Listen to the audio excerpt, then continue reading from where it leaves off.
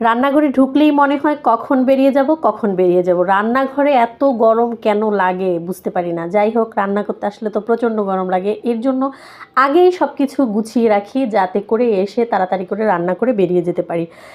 তো বেশি কিছু রান্নাও করি না, খুব সংক্ষেপে রান্নাবান্না করি। খুব বেশি রান্না করলেও 3 আইটেম রান্না করি। তো এই তো সব কিছু তো গুছিয়ে রেখেছি। এখন ঝটপট করে রাইস কুকারে ভাত দিয়ে দেব, আর হচ্ছে 2 চুলায় রান্না করে নেব। মানে যত তাড়াতাড়ি সম্ভব রান্না করা যায়।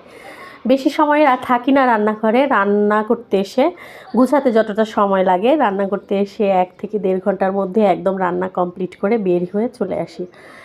যতই বৃষ্টি হোক যাই হোক, গরম কিন্তু কমছে না। 2 দিন ভালোই একটু একটু বৃষ্টি হচ্ছে, তাও কিন্তু পরিবেশ একদমই ঠান্ডা হচ্ছে না। ভাবসানো গরমটা একটু কমেছে, কিন্তু পরিবেশ ঠান্ডা হচ্ছে না। কি আর করা যাবে, প্রকৃতির নিয়ম তো মেনে নিতেই হবে। তো এই তো আজকেও আমি এই যে ভাত বসাই দিলাম। আগেই হচ্ছে সব গুছিয়ে কেটে বেছে ধুয়ে রেখে তারপরে স্নান করতে গিয়েছিলাম।